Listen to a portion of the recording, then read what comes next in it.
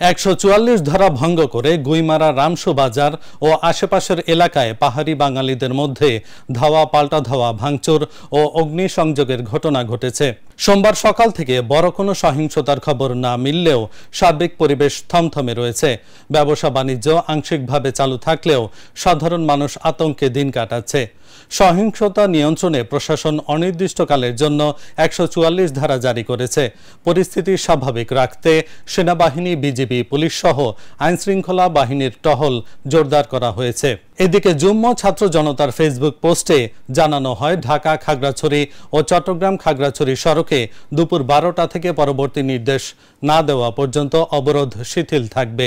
তবে অন্য সব সড়কে ধর্ষণ ঘটনার সুষ্ঠু বিচার ও দোষীদের শাস্তির দাবিতে অনির্দিষ্টকালের অবরোধ কর্মসূচি বহাল থাকবে।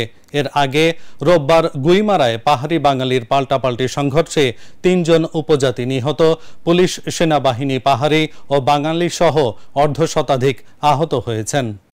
যে ধর্ষণের ঘটনা ঘটেছে, আমরা জানার সঙ্গে সঙ্গে তাদের যে ভিকটিম তার বাবা মা সহ পুলিশ গিয়ে তাকে আমরা হাসপাতালে নিয়েছি, সর্বোচ্চ ট্রিটমেন্ট এবং আইনি যে বিষয়গুলো আমরা সঙ্গে সঙ্গে ব্যবস্থা নিয়েছি।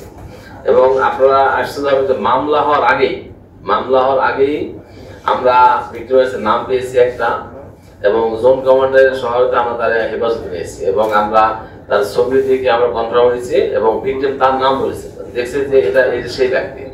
তো আমরা সঙ্গে সঙ্গে ধরেছি এবং থেকে আমরা মামলা নিয়েছি, আইনের আওতায় নিয়ে এসেছি।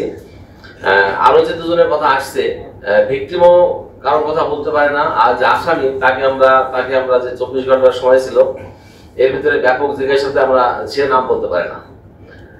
পরবর্তীতে আমরা দেখলাম যে যেহেতু একটা আদালতের একটা বিষয় আছে, তারে আমরা সঙ্গে সঙ্গে আমরা জেলে না প্রেরণ করে আমরা আদালতে হাজির করে আমরা আবার রিমান্ড ক্লিয়ার করি 7 দিনের, এবং বিজ্ঞ আদালত আমাদেরকে 6 দিনের রিমান্ড দিয়েছে। আমাদের রিমান্ডে হেফাজতে সেই আসামি আছে।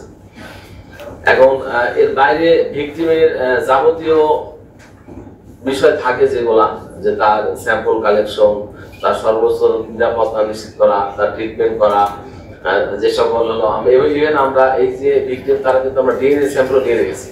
আমরা পরবর্তী যেন কোনো ধরনের যেন আমাদের কোনো এভিডেন্স কালেকশনে যেন কোনো গ্যাপ না থাকে। তো আমার মনে হয় যে আমরা আইনগতভাবে যে বিষয়গুলো করার আমরা সবই করেছি, কিন্তু এই যে দুজন আসামির নাম বলা হচ্ছে, এদের নাম কিন্তু কেউ বলতে পারে না, না আসামি, না ভিকটিম বা এলাকা কেউ বলতে পারে না।